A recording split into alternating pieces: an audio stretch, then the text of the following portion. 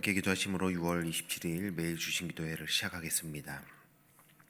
거룩하신 하나님 아버지, 오늘 이 새벽에도 주님의 부르심 따라 주 앞에 나아오게 하심을 감사드립니다. 귀한 하루를 주님과 동행하며 시작하게 하시니 우리의 마음과 우리의 삶을 다해 주님을 찬양하며 영광을 올려드립니다. 사랑하는 주님, 특별히 기도하기를 원하는 것은 이제 다가오는 청년부 여름 수련회를 위해 간절히 기도합니다. 이제 일주일 앞으로 다가온 시간을 주님의 은혜로 채워주시고 준비하는 모든 과정 가운데 주님이 함께하여 주시옵소서. 참가하는 청년 한 사람 한 사람의 건강과 마음을 지켜주시고 어떠한 사정으로도 낙오하거나 빠지지 않도록 주님께서 도와주시고 상황과 환경을 붙들어 주시옵소서. 준비팀과 사역자들이 사람의 힘이 아닌 하나님의 능력을 의지하며 끝까지 성실함으로 잘 준비하게 하시고, 특별히 제주도에서 진행되는 모든 여정과 일정 가운데 하나님의 안전하신 손으로 붙들어 주시기를 원합니다. 항공으로 오가는 길도 차량으로 이동하는 시간도 주님의 보호하심 아래 평안하게 이루어지게 하시고, 음식이나 질병, 사고로 인해 고생하는 이 없도록 보호하여 주시옵소서. 무엇보다 수련회 가운데 하나님의 임재가 충만하기를 원합니다. 저녁 집회 가운데 성령의 기름 부어주시고 다시 주님께로 가는 길이라는 주제처럼 청년들의 마음과 삶이 다시 주님께로 향할 수 있도록 주님 함께하여 주시옵소서. 찬양과 기도, 말씀과 나눔의 모든 시간마다 주님을 깊이 만나고 회복과 헌신의 불이 살아나게 하여 주시옵소서. 주님, 오늘 이 예배 가운데서도 동일한 은혜가 있기를 원합니다. 하나님의 임재와 하나님의 뜻이 우리 가운데 선포될 때 하나님의 뜻대로 살아내겠다 결단할 수 있도록 우리의 마음을 주장하여 주시옵소서. 우리 각자의 삶에 말씀으로 응답하여 주시기를 간절히 소망하며 우리의 주인 되신 예수 그리스도의 이름으로 기도드립니다. 아멘. 오늘 함께 나눌 하나님의 말씀은 역대상 27장 23절에서 24절 말씀입니다. 두 구절이라서 저희 여러분 한 절씩 합독하도록, 한 목소리를 합독하도록 하겠습니다. 천천히 23절 24절 함께 읽도록 하겠습니다. 이스라엘 사람의 20세 이하의 수효는 다윗이 조사하지 아니하였으니 이는 여호와께서 전에 말씀하시기를 이스라엘 사람을 하늘의 별같이 많게 하리라 하셨습니다. 스루야의 아들 요압이 조사하기를 시작하고 끝내지도 못해서 그 일로 말미암아 진노가 이스라엘에게 임한지라. 그 수요를 다윗 왕의 역대 지략에 기록하지 아니하였더라. 아멘. 네, 오늘도 귀한 자리 함께 또 예배하며 또 말씀 나눌 수 있어서 감사합니다. 오늘 또 함께 나눌 이 역대상 27장, 원래 본문은 27장 전체인데 굉장히 딱딱하게 느껴지는 행정적인 그 기록입니다. 기술적인 내용이 가득한데 27장 전체의 내용이 어떤 내용인지 한눈에 먼저 살펴보도록 하겠습니다. 27장은 1절부터 15절까지는 매달 교체로 나라를 지키는 군사 조직이 기록되어 있습니다. 24,000명이 한 조로 해서 매달마다 돌아가면서 나라를 지키는 군사 편제가 기록되어 있고, 16절부터 22절은 각 지파의 행정 책임자들이 기록되고 있습니다. 그리고 23절과 24절 오늘 본문은 인구조사와 관련된 신앙적 언급이 기록되어 있습니다. 25절부터 31절은 왕실 재산과 농업, 가축을 관리하는 담당자들이 그 재정부 장관 같은 분들이 세워지는 것들을 기록되어 있고, 32절부터 34절은 자문관과 교육 책임자 등 왕실 참모 조직을 소개하고 있습니다. 그래서 이 본문을 전체를 다 읽으면은 너무 힘들어하실 것 같아서 중간인 23절, 24절 말씀만 함께 읽었습니다. 12지파를 따라 조직된 군대 명단, 매달 지휘를 맡은 장수들의 이름, 각 지파별 지도자들, 그리고 곡간, 포도원, 가축을 돌보는 관리들의 이름이 그냥 행정적으로 쭉 나열되어 있습니다. 그래서 이 본문을 읽으면서도 또 그런 생각을 하게 돼요. 왜 이런 글이 성경에 기록되어 있고 이게 과연 나랑 무슨 상관이 있을까? 저 멀리 지금 전쟁 중인 그 나라의 오랜 역사의 그 기록이 지금 내 삶에 무슨 상관이 있을까라는 생각을 하게 되죠. 그런데 이 안에도 하나님의 백성이 세상 속에서 어떻게 살아가야 하는지를 도전하고, 또 믿음과 우리 삶의 책임 사이의 균형이 무엇인지를 말씀하는 중요한 영적 메시지가 있다고 생각합니다. 다윗은 단순히 전쟁에 능한 왕이 아니었습니다. 그는 이스라엘이라는 나라를 위해 정치적, 군사적, 행정적 기반을 철저하게 준비하고 정비한 리더였습니다. 무질서 그 자체였던 사사 시대를 지나 왕정 시대가 안정되기 시작하면서 다윗은 하나님 나라 백성답게 백성들의 삶이 운영되도록 체계적이고 질서 있는 시스템을 만들고 있는 겁니다. 그래서 오늘 본문 앞부분을 보면 한 달씩 돌아가며 나라를 지키는 군사 조직이 세워지고 있고, 각 지파별로 지도자들이 임명되고 포도원과 창고와 가축을 맡는 사람들이 상세하게 기록되고 있는 거예요. 나라의 기반을 튼튼히 세우기 위한 철저한 준비였습니다. 여기서 우리가 기억해야 할 중요한 한 가지 또 교훈이 있다고 생각합니다. 믿음의 사람은 준비를 소홀히 하지 않는다라는 것이죠. 여러분, 우리가 신앙생활을 하면서 하나님을 신뢰한다, 하나님을 믿는다라는 의미를 오해할 때가 있습니다. 여러분 어떻게 생각하시나요? 하나님을 믿는다, 하나님을 신뢰한다라는 의미와 그 삶의 태도는 어떠해야 한다라는 생각을 가지고 계신지요? 저는 어렸을 때부터 목회자이시면서 또 부흥사셨던 부모님을 따라서 반강제로 여러 기도원을 이렇게 돌아다녔습니다. 그리고 신학교에 입학해서 대학생 시절에는 방학 때에는 그 큰 연합 집회를 주관하고 인도하시는 아버지를 돕기 위해서 기도원에서 알바를 했습니다. 이래봬도 기도원에서 기도 좀 하던 사람입니다. 다른 친구들은 뭐 카페나 편의점이나 뭐 이런, 아니면 캠프 사역 등으로 이제 알바를 하는 친구들이 많았는데, 저는 기도원에 뭐 방학에 2주 뭐 3주 이렇게 짐을 싸갖고 올라가서 거기서 상주하면서 그 아버지 사역이나 그 집회를 돕는 역할들을 했었습니다. 그때 제 기억에 좀 충격적이기도 하고 아직도 제 기억에 남아있는 몇몇의 기억이 있습니다. 기도원에는 참 많은 기도 제목과 삶의 사연을 가지고 기도하러 오신 분들이 많으시죠. 그런데 그 당시에도 참 어리고 아무것도 모르는 제가 봐도 저분은 당장 병원에 가야 할 것 같은데 라고 보이는 분들이 계셨습니다.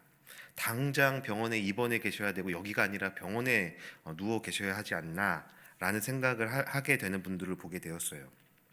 그냥 딱 봐도 눈이랑 얼굴이 너무 노랗게 변하셔서 간이 안 좋으시구나, 그냥 잘 모르는 제가 봐도 간이 안 좋으시구나 라고 알 정도로 보이는 분들도 계셨고, 그냥 바람이 불면 훅 하고 넘어질 것처럼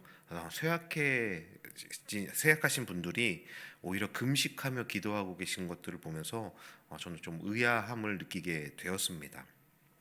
정말 크고 간절한 믿음이라는 생각이 들긴 했지만, 그때 저 자신에게 좀 질문을 했던 것 같아요. 저게 참된 믿음의 모습일까? 저것이 정말 저런 모습이 믿음의 신앙, 하나님을 신뢰하는 것의 전부일까라는 의구심을 갖게 되었습니다. 그렇게 알바를 하면서 한 2주 정도 이렇게 기도원에 상주하면서 잠 자고 이제 숙소에 있었는데, 가끔 가다가 종종 119 소리를 들을 때가 있습니다. 그러면은 밤에 무슨 일인가 하고 창문을 열어보면 기도실에서 이제 실려 나오시는 분들을 보게 돼요. 금식을 하시면 안 되는 분들인데 금식을 하고 기도굴에서 기도하시다가 실려 나오시기도 하시고, 어떤 분들은 금식을 오래 하시고 나서 보식을 하지 않고 음식 너무 배고프고 힘드니까 식당으로 달려가서 식사를 바로 이렇게 하시다가 탈이 나셔서 또 실려 가시는 분들도 보게 되었습니다. 비일비재했던 것 같습니다. 아직도 짧은 제 식견으로 말씀드리기가 좀 그렇지만, 여러분, 이것이 하나님을 신뢰한다라는 그 태도의 모습일까? 바른 모습일까? 하나님이 이런 기도를 기뻐하시는 걸까? 우리에게 이런 기도를 하라고 말씀하시는 걸까라는 질문을 하게 돼요. 만약 그렇다면 하나님 너무 무섭고 잔인한 분이 아니신가 않을까라는 생각을 하기도 했었습니다. 여러분, 하나님께 맡긴다라는 것이 그런 무책임함을 의미하지 않습니다. 삶의 무게와 삶의 책임을 회피하는 것이 하나님을 신뢰하거나 믿는다라는 것의 의미가 아닌 것이죠.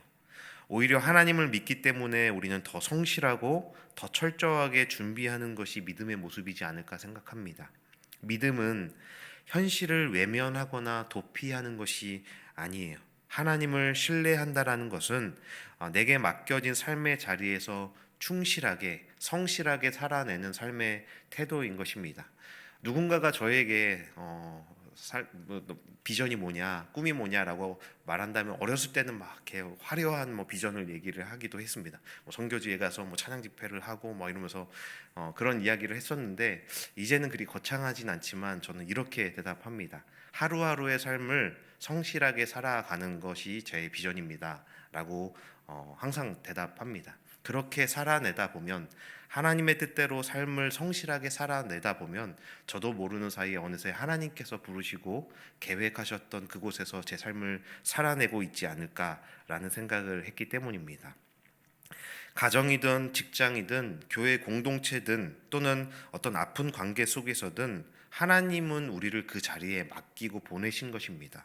하나님께 맡긴다라는 고백은 이제 나는 손 뗐으니까 하나님이 다 해주세요 라고 말하는 것이 아니라, 하나님, 저는 하나님의 뜻을 따라 오늘 이 자리에서 내가 살아낼 수 있는, 내가 할 수 있는 최선을 다해 성실히 살아내겠습니다라는 고백이 있어야 하는 것이죠. 그리고 그 일의 모든 결과를 하나님께 맡길 수 있는 것이 하나님을 신뢰하고 의지함의 책임 있는 신앙인의 모습이 아닐까 생각합니다.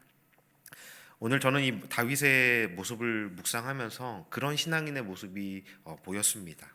다윗은 왕으로서 하나님을 신뢰하며 나라를 맡겼다고 손을 놓고 있는 것이 아니라, 오히려 더 철저하게 군사 조직을 세우고 행정 체계를 정비하며 재정과 자문 체계를 정돈했던 겁니다. 그 모든 준비와 노력의 중심에는 하나님의 뜻을 따르고자 하는 마음이 있었던 거예요. 그는 단지 나라를 잘 운영하려고 한 것이 아니라 하나님 나라 백성답게 하나님의 뜻과 통치가 이루어질 수 있도록 질서를 세우고 믿음으로 그 나라를 다시 정비했던 것입니다. 우리도 마찬가지인 것이죠. 하나님은 우리의 삶을 통해 하나님의 뜻을 이루어 가기를 원하십니다. 그 뜻은 기도원이나 특별한 곳에만 있는 것이 아니라 우리가 딛고 살아가는 우리 삶의 자리에서, 그 삶의 현장 속에서 맡겨진 일에 성실히 임하는 태도를 통해 이루어지고 드러나는 것입니다. 그래서 신앙은 현실로부터 도망치는 힘이 아니라 현실 속에서 말씀을 기준으로 준비하고 책임을 다할 수 있는 힘인 것입니다. 그래서 오늘 우리가 이 말씀 앞에서 다시 고백하기를 원해요. 주님, 제가 주의 뜻을 따라 이 자리에서 충실히 살아낼 수 있도록 힘을 주시고 용기를 주시고 도망치지 않고 비겁한 신앙인으로 살아가지 않도록 하나님 나를 붙들어 주세요라는 기도가 우리의 고백이었으면 좋겠습니다. 그 고백이 진짜 맡김이고 그것이 믿음의 길인 것이죠. 그렇다면 다윗은 실제로 어떻게 그 믿음을 살아냈습니까? 그는 어떻게 말씀에 기초한 질서를 세웠고 무엇을 기준 삼아 나라를 준비했습니까?